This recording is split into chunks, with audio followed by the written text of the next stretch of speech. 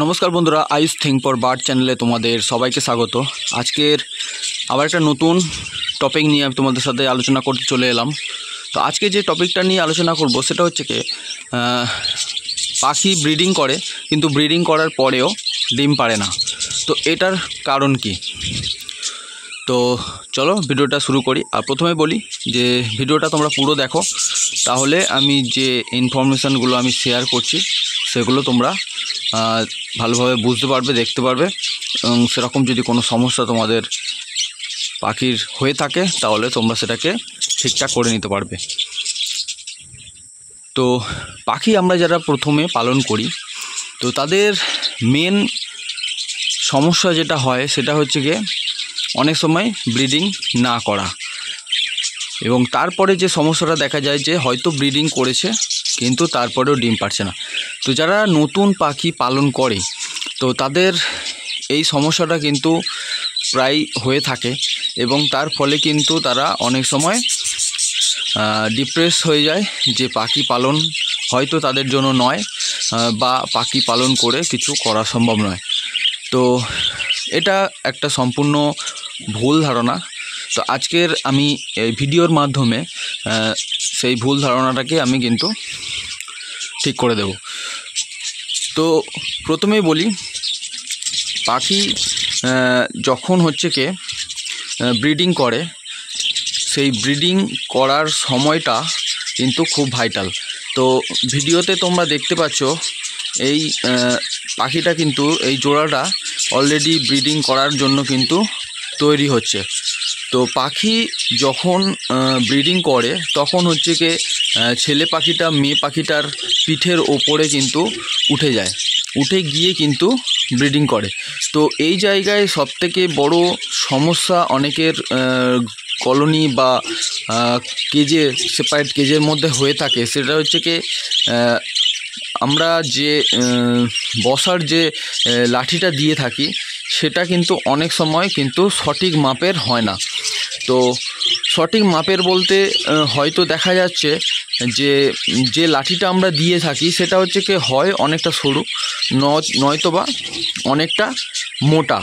তো এক্ষেত্রে যে সমস্যাটা হয়, সরু হলে পাখি ঠিকমতো গ্রিপ করতে পারবে না, এবং গ্রিপ না করতে পারলে কিন্তু মেয়ে পাখিটা ঠিকমতো বসতে পারবে না, এবং তার উপরে ছেলে পাখিটা উঠতে পারবে না। তো এই কারণে কিন্তু অনেক সময় ব্রিডিং করার চেষ্টা করে, মানে মেটিং করার চেষ্টা করে, কিন্তু মেটিং করার চেষ্টা করলেও কিন্তু মেটিংটা সাকসেসফুল হয় না। তো সেই কারণে কিন্তু ডিম পারে না। তো এক্ষেত্রে একটা কথা বলি, সিঙ্গেল কেজ ব্রিডিং যারা করে থাকে তো তারা অনেক সময় দেখা যায় যে খাঁচার মধ্যে কোনো স্টিলের বা প্লাস্টিকের হচ্ছে কি বসার জন্য লাঠি দিয়ে থাকে।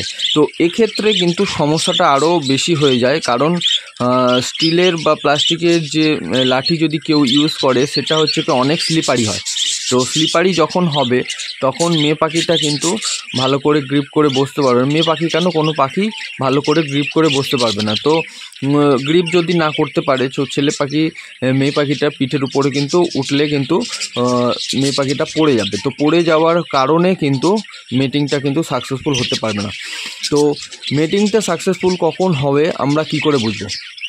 কারণ একটা জিনিস আছে, যখন সফলভাবে মিটিং কমপ্লিট হয় তখন মিনিমাম হচ্ছে কি 30-35 সেকেন্ডের উপরে কিন্তু মিটিং করার সময়টা কিন্তু ওরা পাখিরা নিয়ে নেয়।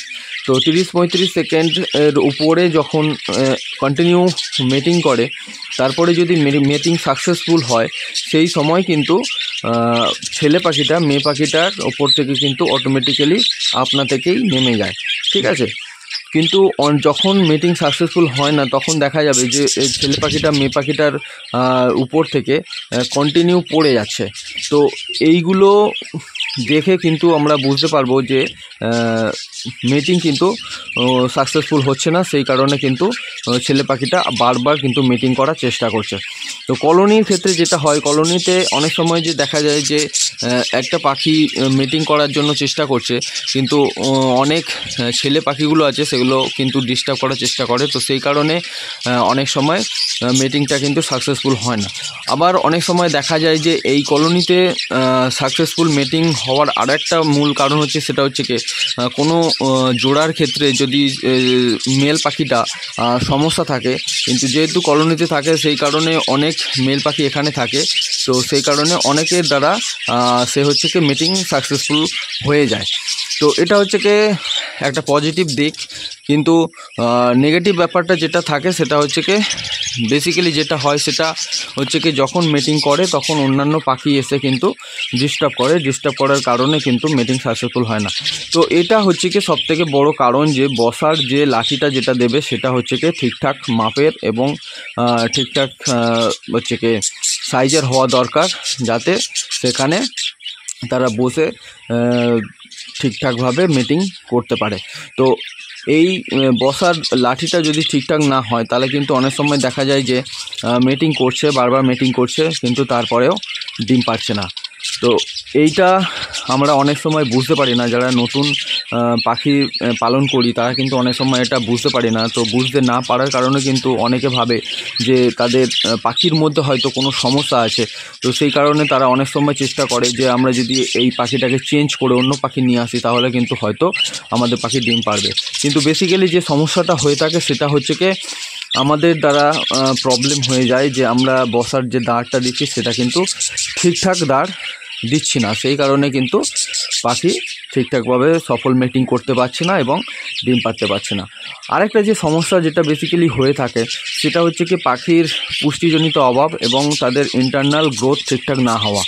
দেখো, আমরা যদি পাখিকে যদি সুষম খাদ্য যদি ঠিকঠাকভাবে প্রদান না করে থাকে তাহলে কিন্তু পাখি ইন্টারনালি কিন্তু গ্রোথ করবে না। আর যেটা ব্যাপারটা থাকে সেটা হচ্ছে কি ক্যালসিয়াম যদি ঠিকঠাক না পাখির শরীরে থাকে সেই পাখি কিন্তু ঠিকঠাকভাবে ডিমও পারতে পারবে না, বা ডিম যদিও পারে তাহলে কিন্তু পাখির ডিমগুলো অতটা মানে ভালো হবে না, অথবা ডিম পারতে গিয়ে পাখি কিন্তু মারা যাবে ডিম আটকে। তো ক্যালসিয়ামটা কিন্তু খুবই দরকারি, কারণ ক্যালসিয়াম পাখির শরীরে পর্যাপ্ত পরিমাণে যদি না থাকে তাহলে পাখি যদি সফল মিটিংও করে তাহলে কিন্তু অনেক সময় ডিম পারে না। সেটার কারণ হচ্ছে কি ডিমের যে খোসা সেটা হচ্ছে কি পুরোপুরি ক্যালসিয়াম দ্বারাই নির্মিত হয়। তো পাখির শরীরে যদি পর্যাপ্ত পরিমাণে ক্যালসিয়াম না থাকে তাহলে ডিমের খোসা গঠন হতে কিন্তু সেই ক্যালসিয়ামের দরকার, এবং সেটা না থাকার কারণে কিন্তু ডিমের খোসা তৈরি হবে না। তো সেই কারণে কিন্তু অনেক সময় দেখা যায় যে পাখি হয়তো সফল মিটিং করেছে, আমরা দেখেছি, এবং সেই সফল মিটিং করার পরেও কিন্তু তা সত্ত্বেও ডিম পারছে না। তো সেই ডিম পাড়ার কারণটা কিন্তু এটা। তো এক্ষেত্রে তোমাদের চেষ্টা করতে হবে পাখিদের যে মিক্স সিড আছে, যেমনভাবে আমরা মিক্স সিড খাওয়াই তো সেই রকমভাবে মিক্স সিড খাওয়াতে হবে, এবং তাছাড়াও পাখিদের মাসে 1 থেকে 2 বার ক্যালসিয়ামযুক্ত মেডিসিন যেগুলো আছে সেইগুলো খাওয়াতে হবে।